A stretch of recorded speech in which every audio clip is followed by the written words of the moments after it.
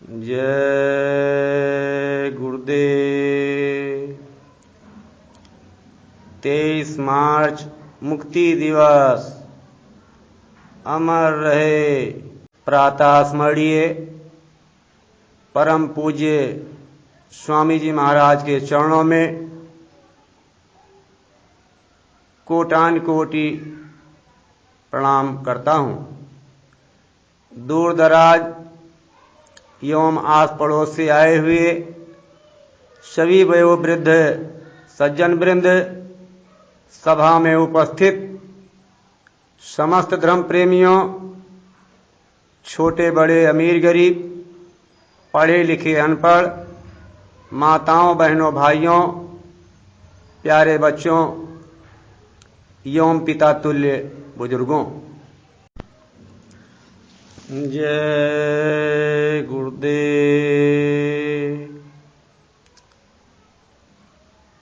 जय गुरुदेव। 23 मार्च मुक्ति दिवस। अमर रहे 23 मार्च मुक्ति दिवस। अमर रहे 23 मार्च मुक्ति दिवस। अमर रहे। सदा सर्वत्र विराजमान प्रातः स्मरणीय परम पूज्य स्वामी जी महाराज के चरणों में कोटान कोटि प्रणाम करता हूँ। दूर दराज एवं आस पड़ोस से आए हुए सभी वयोवृद्ध सज्जन वृंद, सभा में उपस्थित समस्त धर्म प्रेमियों, छोटे बड़े अमीर गरीब, पढ़े लिखे अनपढ़, माताओं बहनों भाइयों, प्यारे बच्चों एवं पिता तुल्य बुजुर्गों, आज मुक्ति दिवस का त्योहार पूरे विश्व में बड़े हर्षोल्लास के साथ मनाया जा रहा है। पुराने सत्संगी जानते हैं कि मुक्ति दिवस क्या है, क्यों मनाया जाता है, लेकिन जिन्होंने बाद में नामदान लिया उनको नहीं पता है कि मुक्ति दिवस क्या है। इसलिए आज मुक्ति दिवस के संबंध में चर्चाएं होंगी। मैं आपको बताना चाहूंगा, 30 जून सन 75 को स्वामी जी का सत्संग बलरामपुर में होना था। हमारे गांव जैतापुर से बलरामपुर सत्संग सुनने के लिए 10 रुपये वापसी में हमारे गांव के ठाकुर साहब, जिनको लोग छोटे मालिक के नाम से जानते हैं, उन्होंने बस बुक करवाया था। हम भी उसी बस में थे। बहराइच पहुंचने पर बहराइच के सत्संगियों ने बताया कि स्वामी जी को मौजूदा सरकार ने अरेस्ट कर लिया है। सभी सत्संगियों की खुशी गम में बदल गई। सब लोग रोने लगे। अंत में ये निर्णय लिया गया कि चलो बलरामपुर, जहां गुरु महाराज का मंच बना है, उसी का दर्शन करके हम लोग वापस चले आएंगे। और ऐसा ही किया गया। मुक्ति दिवस का पर्व हम सभी गुरु भाई बहनों के लिए सबसे बड़ा पर्व है। आपातकाल के समय समाज के सुघड़ तात्कालीन सरकार द्वारा किए जाने वाले अन्याय की खिलाफत अथवा भविष्य में होने वाली घटनाओं को जनता के समक्ष रखने के कारण गुरु महाराज को 29 जून सन 1975 की शाम मथुरा स्थित चिरौली संत आश्रम कृष्णानगर मथुरा आश्रम से गिरफ्तार कर आगरा सेंट्रल जेल में भेज दिया। जब उनके प्रेमियों को ये जानकारी हुई तो आगरा जेल के बाहर जमघट लगने लगा। वहां से स्वामी जी को बरेली जेल भेज दिया और वहां उन्हें ऊपरी आदेशानुसार संगीन जुर्म वाले कैदियों की भांति डंडा बेड़ी डालकर तन्हाई में रखना तथा नाना प्रकार का कष्ट देना शुरू कर दिया। जब बरेली जेल के बाहर भी सत्संगी भाई बहनों का जमघट लगना शुरू हुआ तो गुरु महाराज को चुपचाप रात में हवाई जहाज से बेंगलोर ले जाकर वहां की जेल में ट्रांसफर किया गया। मगर ये बात भी प्रेमियों को पता चला।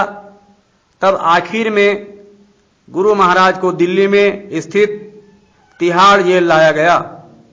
वहां उनसे मिलने के लिए कई राजनेता आते थे। गुरु महाराज को अन्याय का विरोध न करने के लिए कई लुभाने अवसर प्रदान करने का लालच भी दिया जाता था। पर कहते हैं कि समर्थ सदगुरु को कोई क्या खरीद पाया है। गुरु महाराज के उसूलों को डिगा नहीं पाए। आखिर हार कर उन्हें 23 मार्च 1977 को करीब 3 बजे रिहा किया गया। इस दिन की याद में हम सभी भाई गुरु भाई बहन बड़े धूमधाम से मुक्ति दिवस मनाते हैं और जय गुरुदेव ध्वजा फहराते हैं। गुरु भाई बहनों, ये दिवस अंत है उन दिनों का जिसमें गुरु महाराज ने नाना प्रकार के कष्ट झेले और अंत है उस क्षण का जिस क्षण हर गुरु भाई बहन अपने गुरु की एक झलक पाने को तरस गए। इस दिन का उद्देश्य गुरु महाराज की जेल से रिहाई के हर्ष उल्लास का है तथा हर सत्संगी भाई बहनों को एक सूत्र में बांधने का है कि हम एक गुरु के शिष्य हैं और एक ही मालिक की जीवात्माएं हैं। गुरु महाराज ने अपने श्रीमुख से बताया, आप हमारी बातें सुने। स्वामी महाराज ने जो अपने मुखारबिंद से बताया अपने बारे में, स्वामी जी महाराज ने अपनी जबान मुबारक से फरमाया, मैं 21 महीने जेल में रहा। 29 जून 1975 में अपने मथुरा आश्रम से ले जाकर जेल में बंद कर दिया गया था और तब से लेकर 29 जून से लेकर 23 मार्च 1977 तक जेल में रहा। 4 जेलों की यात्रा की, आगरा, बरेली, बंगलौर और दिल्ली की तिहाड़ जेल की और हमको बेड़ियां पहनाकर रखा गया था। बेड़ियां तो आप जेल की समझते ही होंगे, कभी देखा ही होगा आपने। बेड़ियां डाली जाती हैं और जब तौलाया गया किसी के आदेश से बेड़ियां 4 किलो की थी, लेकिन हमने तो जो भगवान की इच्छा उसके आधार पर प्रसन्नता से पहन ली। इसमें भी उसकी कोई मर्जी रही होगी। ये बेड़ियां पहनकर जेल में रहना पड़ा और 21 और 125 दिनों तक ये बेड़ियां पहनी। बाकी जिस यातना से जेल में रखा गया वो तो छोड़िए, बात तो बड़े ध्यान से सुनिए। मैं आने वाली बातें बतला देता था। 21 महीने जेल में रहा। राजनीतिक रूप में मुझको बंद किया गया था। मैं खुद धार्मिक था, लेकिन कुछ आने वाली बातें कबीर की तरह, कुछ नानक की तरह, गोस्वामी जी की तरह, कुछ मीराबाई की तरह, कुछ राम की तरह, कुछ कृष्ण की तरह आने वाली बातों को बता दिया करता था। इसी से जो सरकार समाप्त हो गई, हमसे विरोध करती थी, उसकी दुश्मनी थी और बड़ी भारी दुश्मनी थी। सरकार ने हमको इस रूप में बंद किया था कि ये जो इन्होंने दीवारों पर और पर्चों में, अखबारों में और जो व्याख्यान दिए हैं कि ये शासन सन 1976 में समाप्त हो जाएगा, तो मैं बाबा जी को ही सन 76 में समाप्त कर दूंगी। गुरु महाराज ने जो पर्चे में छपवाए थे कि कहें जय गुरुदेव पुकार जमाना बदलेगा, हम लोग गांव गांव में इस पर्चे को पढ़ करके सुनाते थे। सुनते जाना सभी नर व नार, जमाना बदलेगा। छोटे बड़े जितने पद अधिकारी, सब कोई होंगे शाकाहारी। बंद हो जाएगा मांसाहार, जमाना बदलेगा। मांस मछली अंडा जो सेवन करेंगे, ताड़ी शराब भांग गांजा पिएंगे, उनका पद छीन लेगी सरकार, जमाना बदलेगा। कहें जय गुरुदेव पुकार, जमाना बदलेगा। MP MLA और मंत्री मिनिस्टर सब लोग होंगे शाकाहारी कट्टर। बंद होगा सभी दुराचार, जमाना बदलेगा। विदेशी बैंक में जो धन है छिपाए, वापस 76 सन तक लाएं, नहीं पछताएंगे सिर मार, जमाना बदलेगा। बंद हो जाए हड़ताल तोड़ फोड़ आंदोलन, बंद हो जाए परिवार नियोजन, बदल जाएगा सभी का कारोबार, जमाना बदलेगा। नग्न सिनेमे बंद कर दिए जाएंगे, पुलिस सिपाही वेतन 300 पाएंगे, सभी बंद हो चोरी व्यभिचार, जमाना बदलेगा।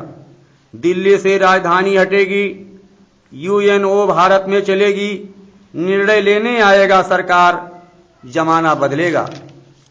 राष्ट्रभाषा होगी संस्कृत और हिंदी, रिश्वतखोरी पर लग जाएगी पाबंदी, फैल जाएगा सब में सदाचार, जमाना बदलेगा। कृषकों के कर्ज सभी माफ हो जाएंगे, प्राइमरी अध्यापक वेतन 300 पाएंगे, होगा बच्चों में भारी सुधार, जमाना बदलेगा।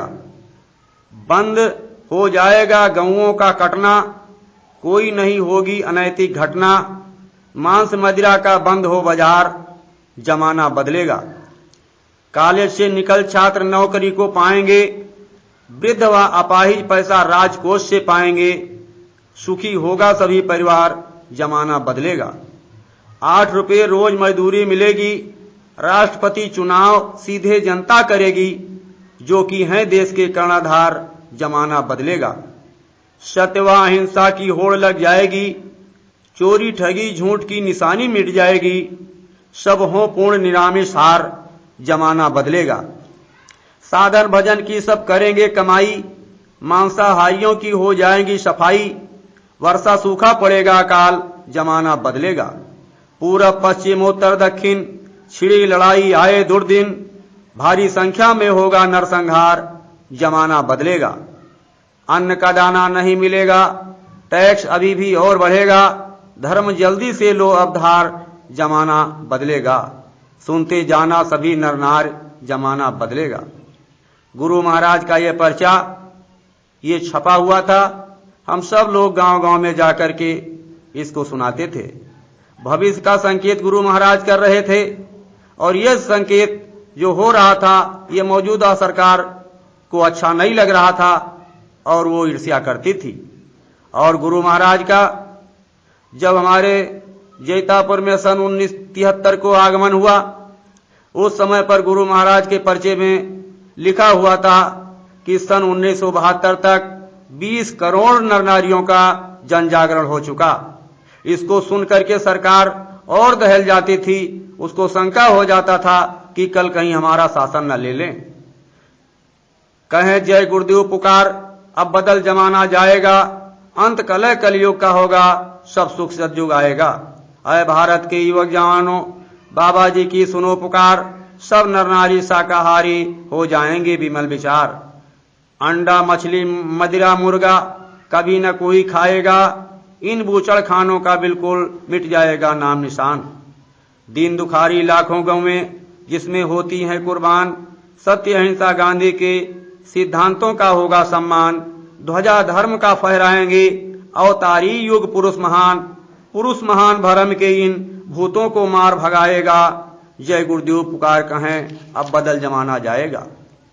प्रेमी भाई बहनों, इस तरह का संदेश गांव गांव में उस समय पर सुनाया जा रहा था।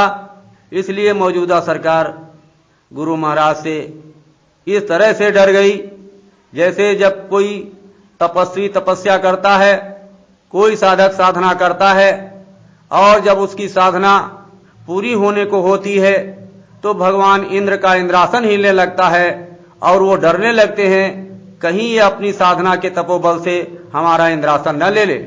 इसी बात की चिंता मौजूदा सरकार को हो गया था। इसलिए गुरु महाराज को इस तरह के नाना प्रकार के कष्ट उन्होंने झेलाया गुरु महाराज को। लेकिन गुरु महाराज की मौज से गुरु महाराज जब बाहर आए तो उस समय कहते हैं 23 मार्च सन 77 आयो तिथि सुपुनीत, मालिक छूटे कैद से भक्तन गायो गीत।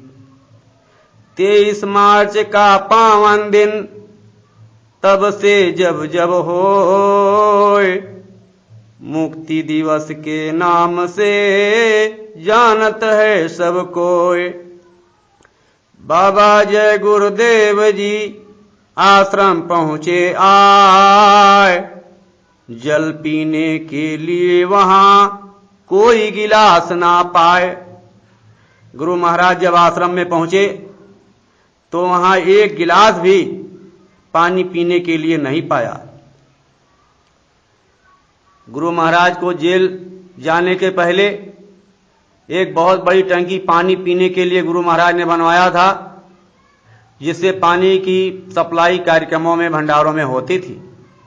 उस टंकी को मौजूदा सरकार ने बुलडोजर लगवा करके गिरवा दिया था और बड़े बड़े बोड़ा बैल थे उसको भी खुलवा लेके चली गई और बड़े बड़े भगोना, बड़े बड़े कढ़ा इतने बड़े बड़े थे कि 20-20 खैंची सब्जी उसमें बन जाती थी। सबको उठा लेके गई। लेकिन गुरु महाराज ने कहा कि सब तो ले गई, लेकिन गुरु महाराज ने हमको एक टोपी दिया था, उसको भी उठा लेके चली गई। उसके लिए हमको बहुत कष्ट हुआ। कहते हैं देख वहां उजाड़ दशा, प्रभु बोले धीरज रख कर, लगे रहो सब लोग शांति से, सत्य पंथ पर डट कर। करते हैं जो बैर आज वो एक दिन मुंह की खाएं, आज नहीं कल वही दुष्ट जन क्षमा मांगने आए। ये गुरु महाराज ने कह करके सबको धीरज बंधवाया। और गुरु महाराज जब मथुरा वापस गए 1977 में, संगत बिल्कुल बिखर गई थी और मौजूदा सरकार ने इस तरह बना करके छोड़ा था कि अब बाबा जी के पास एक भी आदमी अब नहीं रह गया। लेकिन गुरु महाराज ने जब देखा तो गुरु महाराज ने क्या किया कि बहुत बड़े यज्ञ का आयोजन किया।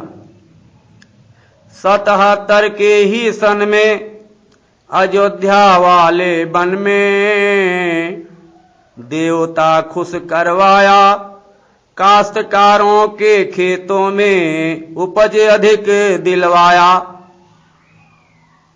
और दूसरी जगह गुरु महाराज ने करने द्वितीय यज्ञ को चले संत सिरमौर। शहर अहमदाबाद ढिंग देखी अच्छी ठौर। 25/12/77 से 5/1/78 तक महायज्ञ साकेत कराया साबरमती नदी के तट। 33 कोटि देवता इसमें सब प्रसन्न कराए।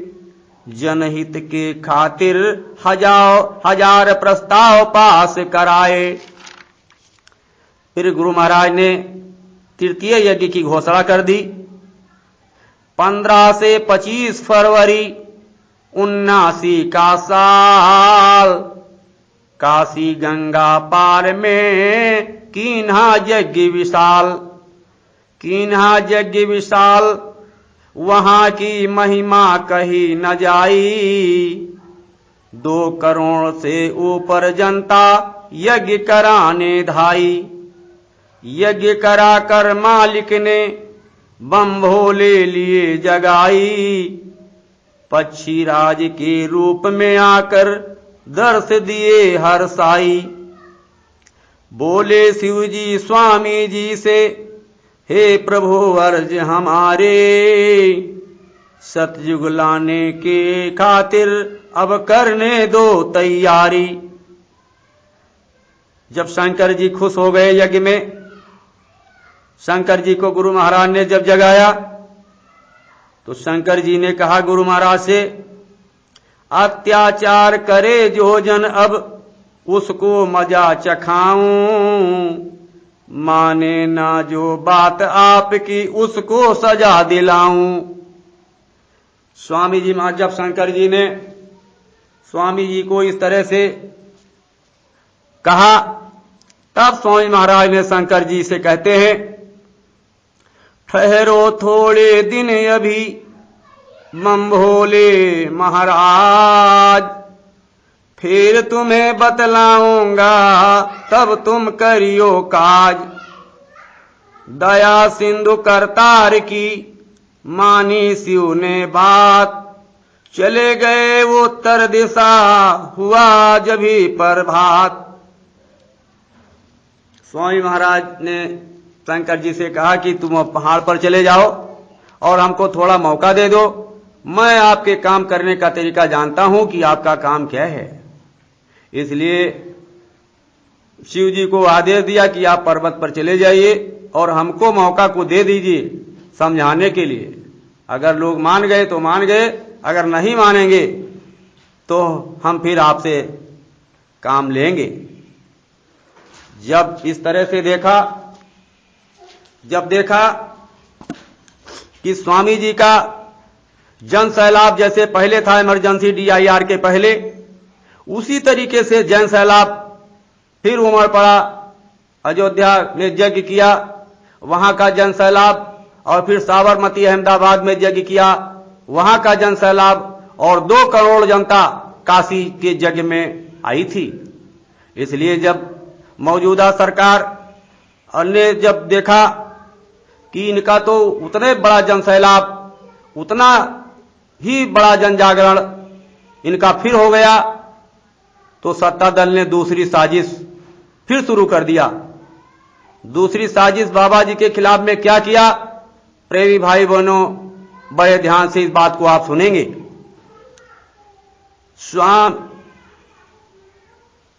स्वामी जी का जन सैलाब उसी तरह से फिर उमड़ पड़ा। फेल हुई सरकार ने जालेक फैलाया, CIA से साठ गांठ कर एक षड्यंत्र रचाया। 29 थी अप्रैल 79 सन में गढ़ी कहानी, पर्चे पढ़े आम जनता ने हुई बड़ी हैरानी। 13 जून 79 में फिर एक खबर फैलाई, इलाहाबाद के हवा महल के पते से थी जो आई।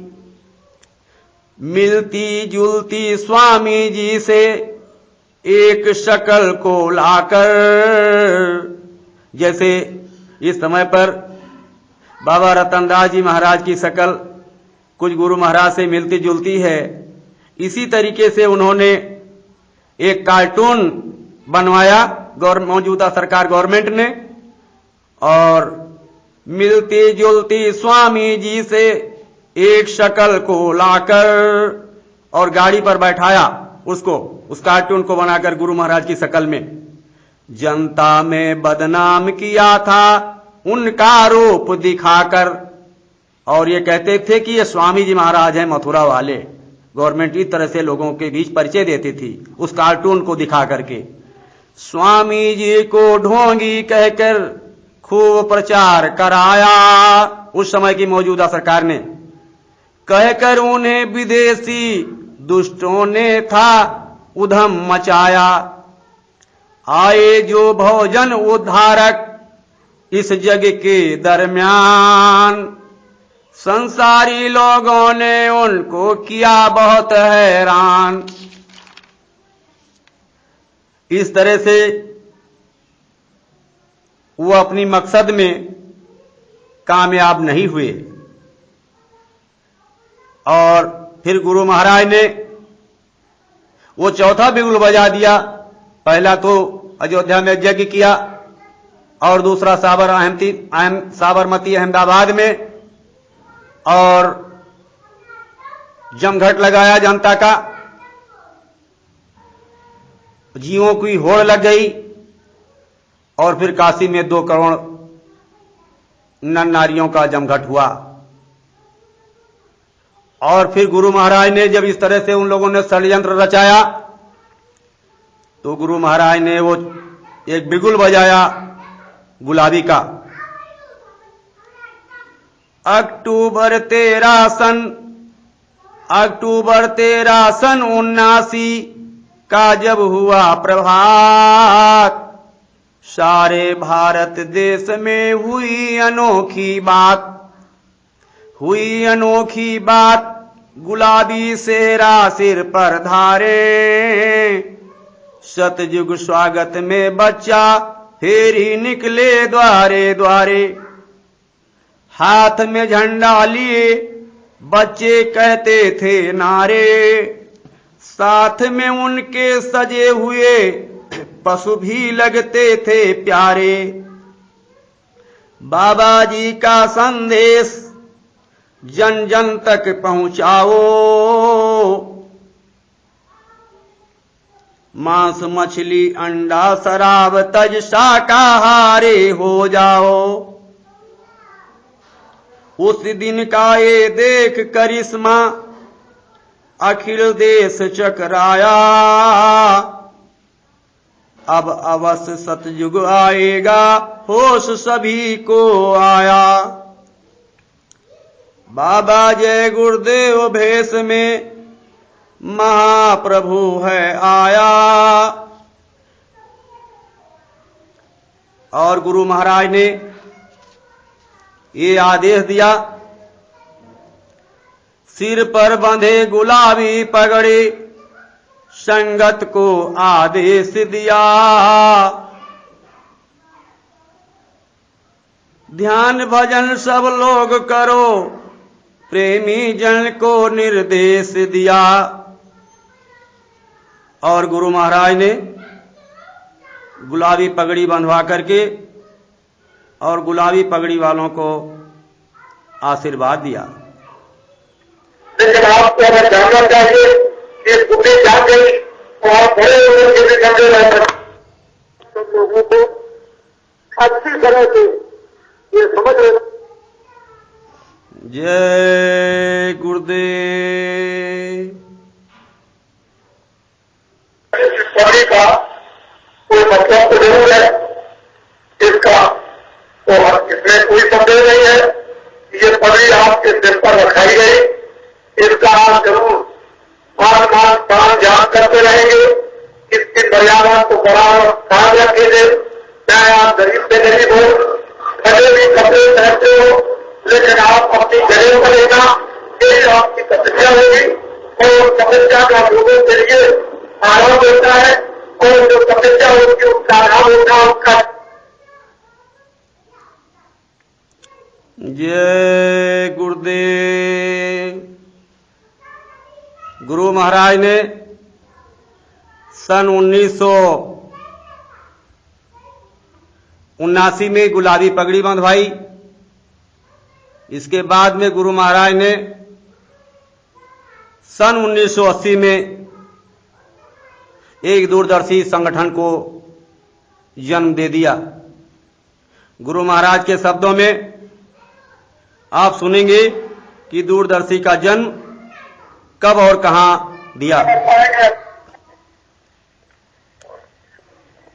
बाबा जी ने दूरदर्शी नाम का संस्कार, दूरदर्शी नाम की स्थापना 24 मार्च 1980 को अहमदाबाद में, और ये सम्मेलन दूरदर्शी कार्यकारियों का आपके समझ में। आप अपने बच्चों को ये नहीं पढ़ा सकते। 20 साल तक आपने उनकी सेवा की और तुम मेरे अजीज बेटे हो, ये तुम पैर लो, थोड़ा पैर लो, ये तुम पत्थर पैर लो, झूठ पैर लो। वो कहेगा बाबूजी आपसे मेरा नाता कोई माँ बाप का नहीं, क्या अपने पैर रखिए बात का करा, वो आपको छोड़ करके चला जाएगा, लौट करके आपके पास नहीं आएगा। ये आप देखिए वो कौन आदमी है जिसने 1 करोड़ को 3 महीने के अंदर ये बात करा। ये नकली इसको देख लेना, असली इसको देख लेना, वरना मैं आपको दी और आती थी। आपको ये सोचने के लिए बात होना पड़ेगा, मजबूर और जुबक होना पड़ेगा कि वो कौन सा आदमी है जिसने देश में लोगों को साथ ठहरा दिया।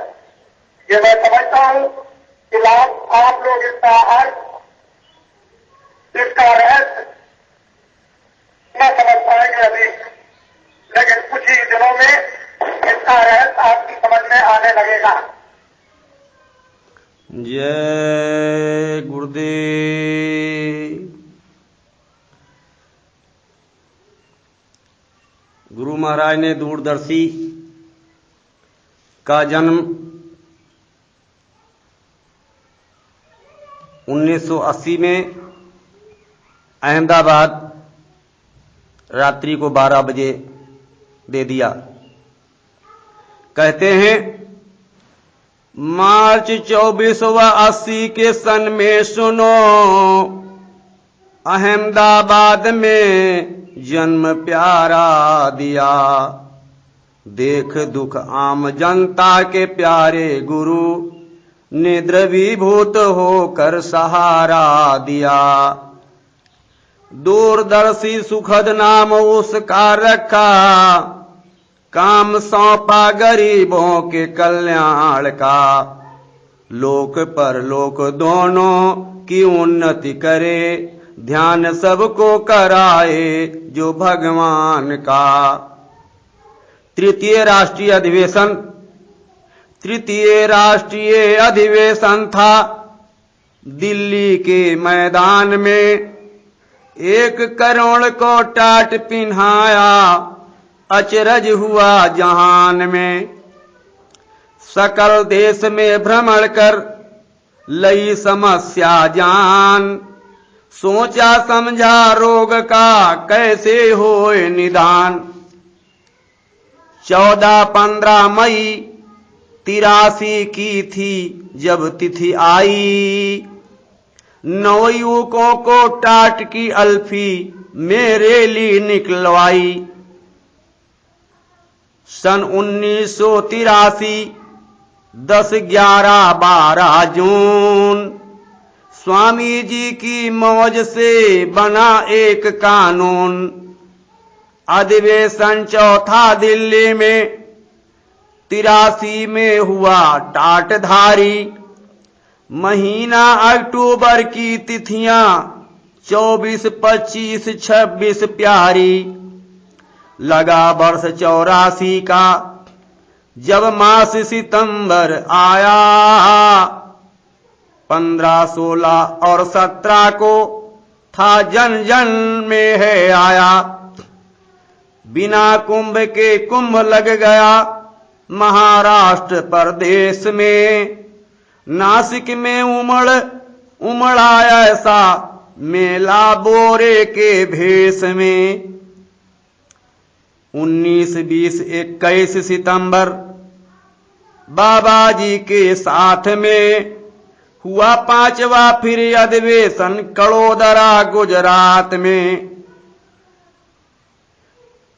15, 16 और 17 ये 3 दिन का कार्यक्रम जो बिना कुंभ के कुंभ लग गया महाराष्ट्र प्रदेश में। शूर्पणखा का जहां नाक कटा था नासिक में, वहां पर संयोग से हम मौजूद थे। उसी नासिक के कार्यक्रम में वो मास्टर साहब के बहनोई जयदेव सिंह जी नामदान लेने के लिए वहां आए थे नासिक में। लेकिन गुरु महाराज की मौज ऐसी हुई, किसी का मन इस तरह से खराब हुआ। महापुरुष तो अंतर्जामी होते हैं, घटघटवासी होते हैं, शब्द स्वरूपी होते हैं। गुरु महाराज ने सत्संग करने के बाद में ये ऐलान कर दिया कि आज तुमको गुरु दीक्षा नहीं मिलेगी, नामदान नहीं मिलेगा, भगवान से मिलने का रास्ता नहीं मिलेगा। पहले परीक्षा करके देख लेना, और जब परीक्षा में पास हो जाना तो मैं अभी से पता बताए देता हूं। आगरा दिल्ली रोड बाईपास पर मथुरा में जय गुरुदेव आश्रम है। किसी से भी पूछ लेना, स्टेशन से जब उतरोगे तो वहां पूछ लोगे, सब आदमी बता देंगे कि यहां पर है। और चले आना, तब रास्ता लेकर के भजन करना। लेकिन पहले परीक्षा करके देख लेना, और परीक्षा में जब पास हो जाना तब। उसी समय पर गुरु महाराज ने 3 दिनों तक सत्संग किया, लेकिन नामदान नहीं दिया। फिर उनको वैसे ही वापस लौट जाना पड़ा। बाद में उन्होंने नामदान लिया। गुरु महाराज ये चैलेंज करते रहे मंच पर, यह महाराष्ट्र के लोगों, जंगल में जब तुमको शेर मिल जाए, बचने का कोई रास्ता ना दिखाई दे, उस समय पर तुम सांस सांस से जय गुरुदेव बोल देना। और जब तुम्हारी रक्षा करने वाला कोई आ जाए, किसी के द्वारा तुम्हारी रक्षा हो जाए, तब विश्वास कर लेना कि जय गुरुदेव नाम की जहाज असली है। और गुरु महाराज ने कहा कि ऐ महाराष्ट्र के लोगों, कहीं तुम जंगलों में मधुमक्खियां तुमको छेदने लगे, बचने का कोई रास्ता ना दिखाई दे। और गोदावरी नदी के किनारे ही गुरु महाराज का सत्संग चल रहा था। गुरु महाराज ने कहा, जय गुरुदेव। गुरु महाराज ने कहा कि कहीं नदी में तुम डूब रहे हो, बचने का कोई रास्ता न दिखाई दे, उस समय पर तुम सांस सांस से जय गुरुदेव बोल देना। और जब तुम्हारी रक्षा हो जाए, तब तुम विश्वास कर लेना कि जय गुरुदेव की नाम की जहाज असली है। इसलिए प्रेमी भाई बहनों, फिर नासिक से ये मेला गुरु महाराज के साथ में 19, 20, 21 सितंबर ये कड़ोदरा गुजरात में पहुंच गया। और कड़ोदरा गुजरात में जब पहुंचा, उस समय पर मैं भी गुरु महाराज के साथ में था। स्वामी महाराज ने वहीं पर गुजरात के लोगों से यह आह्वान किया था कि यह सूरत के लोगों, कल मैं तुमको एक चमत्कार दिखाऊंगा। कल मैं एक चमत्कार दिखाऊंगा, आप लोग समय से सब लोग आ जाएंगे। गुरु महाराज ने क्या चमत्कार दिखाया कि सत्संग होने के 2 घंटे पहले से इस तरह की वर्षा होने लगी कि सब ट्यूना पानी पूरे सत्संग स्थल में सब भर गया। और ठीक समय से वर्षा बहुत तेज हो रही थी। गुरु महाराज ने ऐलान किया कि बच्चों निकलो। और उस दिन टाट वालों को यह आदेश था कि कोई कुर्ता पैजामा झब्बा, कोई अंगोछा लेकर के सत्संग में नहीं आएगा। जितने टाट वाले हैं सबको नंगे आना है, सिर्फ शरीर पर लंगोटी रहेगी। अब इतना गजब का पानी बरस रहा था कि राउटी में से निकलने की किसी की जो है इच्छा हो नहीं रही थी। उस समय पर गुरु महाराज मंच पर पहुंच गए। और इतनी तेज पानी बरस रहा था और अपना भीगते हुए और मन से आवाज लगा रहे हैं कि निकलो बच्चों निकलो। अब जब गुरु महाराज आवाज लगाने लगे कि निकलो बच्चों निकलो, तब अब हम लोगों के तो सब रोकते कांपने लगे। फिर भी हमने भक्ति नम्मा को अपना सब कपड़ा निकाल करके दिया। सब लोगों ने कपड़ा अपना रावटी में रख दिया और सब लोग निकल करके मैदान में पहुंच गए। सब ट्यूना पानी भरा हुआ था और ये बबुरा, ये छिछलाहा बबुरा वहां पर जमीन में सब पसरा हुआ था और 4-4, 6-6 इंच के सब बड़े बड़े कांटे सब फैले हुए थे। गुरु महाराज के पास, मंच के पास जब हम लोग पहुंचे तो गुरु महाराज ने कहा कि देखो वो 1 किलोमीटर पर वो पेड़ दिखाई दे रहा है, तुम लोग सब लोग दौड़ करके जाओ और उस पेड़ को छू करके आओ और हम देखते हैं कि कौन सबसे पहले यहां आता है। आप सब लोग दौड़े यहां से। अब वो तो पानी सब भरा हुआ था और वो बबूल का जो छिछलावा पेड़ था वो दिखाई नहीं दे रहा था। अब कम से कम 15 कांटे हमको गड़ गए पैर में और सब लोग जा करके दौड़ करके फिर आए और फिर कहा गुरु महाराज की फिर दौड़ो और फिर वहां जा करके छू करके पेड़ आओ। सब लोग फिर दौड़ गए और फिर जब तक वापस आते आते तब तक पानी का बरसना बंद हो गया। और नासिक के जो लोग आए सब लोगों को दिखाया कि देखो ये जितने लोग आए हैं हम किराए पर लेकर के नहीं आए हैं, ये सब अपने पैसे से आए हैं। गुरु महाराज ने वो दृश्य दिखाया और वो सूरत की जो माताएं बहनें 1-1, 2-2 बच्चों को ऐसे कमर में ले करके और खड़ी खड़ी होकर के पूरा सत्संग वहां पर सुना गुरु महाराज का। तो कहते हैं कि फरवरी मास 86 लगा, फरवरी मास 86 लगा, लेके प्रभु चल पड़े काफिला देश में। लखनऊ से शुरू धर्म यात्रा हुई, 3 महीना चली 10 प्रदेश में। 15 मार्च सन 87 त्रिवेणी मैदान, इलाहाबाद में हुआ समापन किया गया स्नान। उसी इलाहाबाद त्रिवेणी संगम पर गुरु महाराज से किसी ने कहा था कि हुजूर हमने ये सुना है कि तब से राज और राज से नरक मिलता है हुजूर, और आप तो विपरीत दिशा में हम लोगों को लिए जा रहे हैं सरकार। तब स्वामी महाराज ने कहा सत्संग संदेश में मंच से कि देखो तुम कारखाना में काम करते हो 8 घंटे और फिर तुम घर में चले आते हो, लेकिन कारखाना की कोई चिंता तुमको नहीं रहती है।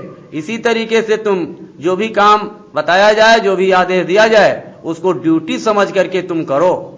और मैं ये वादा करता हूं इस त्रिवेणी संगम पर कि मैं तुमको फंसने नहीं दूंगा। ये गुरु महाराज ने आदेश दिया। और गुरु महाराज ने यह भी बताया कि इस काफिले के दौरान 13 मौतें हुई हैं 90 दिनों के अंदर, 80 दिनों के अंदर, और सबको मैंने सत्संगियों के घर में जन्म दिलवा दिया है। अगर मेरे सामने सयाने हो गए तो उनको मैं नामदान दे दूंगा, अगर मेरे सामने वो सयाने नहीं हुए तो आने वाला जो होगा उसको वो पकड़ लेगा और नामदान दे देगा, और जहां से उसकी साधना छूटी है वहीं से उसकी फिर शुरू हो जाएगी। उनके माता पिता, उनके घर वालों को गुरु महाराज ने आश्वासन दिया। और कहते हैं कि 15 मार्च सन 87 त्रिवेणी मैदान, इलाहाबाद में हुआ समापन किया गया स्नान। और स्वामी जी ने वादे किए लोगों से, दूरदर्शी के मदद हेतु हरदम रहना तैयार, दिल्ली की सत्ता दिलवाऊं वा उसका अधिकार, कर्जा खेतीहर का सरकारी सब दो माफ करवाए, कर्मचारी अधिकारी का वेतन 2 बढ़वाए, भांति भांति के टैक्स जो सब 2 कम करवाए, महंगाई को इसी जगह पर रोक दें करवाए, काला धन है छिपा हुआ बिन जुल्म सफेद कराऊं, गरीब मजदूरों बेकारों को मैं रोजगार दिलवाऊं, तरह तरह की सुख सुविधा सब जन जन तक पहुंचाऊं, काम जो करूं न इतना मुझे बाबा मत कहना, हमें अब तुम आजमाओ एक बार दूरदर्शी को पूरा बहुमत दिलवाओ। गुरु महाराज ने कहा एक बार मुझको आजमाओ और जितने भी वादे मैंने किए हैं सब मैं इनसे करवा दूंगा, करूंगा नहीं, इनसे मैं करवा दूंगा। और कहा गुरु महाराज ने कि बस काम तुम इतना करो, अगर ये काम न करूं इतना तो मुझको बाबा मत कहना, और हमें तुम एक बार आजमाओ और एक बार दूरदर्शी को पूरा बहुमत दिलवाओ। स्वामी जी कहते हैं कि बात तुमने अगर मान ली है मेरी, लोक परलोक दोनों ही बन जाएगा। मेरी बातों पे जिसने यकीन कर लिया, काल के देश से छूट वो जाएगा। मुझको ख्वाहिश नहीं है कभी राज की, देख कर दुख तुम्हारे दुखी हो रहा। हो के लाचार मैंने बनाई सड़क, देखा जब देश में आदमी रो रहा। स्वामी महाराज ने कहा कि जिस काम को मैं कर रहा हूं ये काम हमारा नहीं है। स्वामी महाराज ने कहा काम मेरा नहीं, काम भगवान का, मुझको करने का जो है हुक्म दे रहा। इतना भारी करिश्मा हो संसार में, बात मस्तक में जो है किसी के नहीं। थोड़ा संदेश सबको सुना लेने दो, कोई ये न कहे कि बताया नहीं। हे प्रेमी भाई बहनों, फिर गुरु महाराज ने एक और बिगुल बजाया देश के अंदर, जो सबको लगभग पता है। मास सितंबर 1087 देवलखा दरमियान, बहराइच के जिले में कीन्हा कार्य महान। और स्वामी महाराज ने कहा लोगों ने मेरी बात मान ली तो देश में परिवर्तन चुटकी बजाते में मैं करवा दूंगा, करूंगा नहीं, करवा दूंगा। अगर नहीं माने तो हिंदुस्तान की आबादी 1/4 और विश्व की आबादी 1/5 हो जाएगी। शाम को सोओगे तो दुनिया का नजारा कुछ और, सुबह अगर जग गए तो दुनिया का नजारा कुछ और होगा। धर्म को अपने आप सब लोग कबूल कर लेंगे, तुमको कुछ नहीं करना पड़ेगा। बाबा जी की बात को भूमजोतक, कर्मचारी, अधिकारी, सेठ, साहूकार, मजदूरों ने अनसुनी कर दिया। गुरु महाराज ने अपनी मौज को बदल दिया, मोड़ लिया और अपने शिष्यों को आदेश दे दिया कि राजनीति के बारे में बोलने की बात छोड़ दो, कोई सांस मत लेना। रास्ता सच्चा मिला, चलने की तैयारी करो। समय तुम्हारे पास कम है और मंजिल बहुत दूर है। गुरु पूर्णिमा के पावन पर्व पर मैं वादा करता हूं कि जब तक तुम अपने निज घर नहीं पहुंच जाओगे, तब तक जहां तुम्हारा पैर खत्म होगा मैं दूसरा पैर देता रहूंगा। कहते हो दया कर दो, दया कर दो, ये दया क्या कम है कि जब तक तुम अपने निज घर नहीं पहुंच जाओगे, तब तक जहां पैर तुम्हारा खत्म होगा मैं दूसरा पैर देता रहूंगा।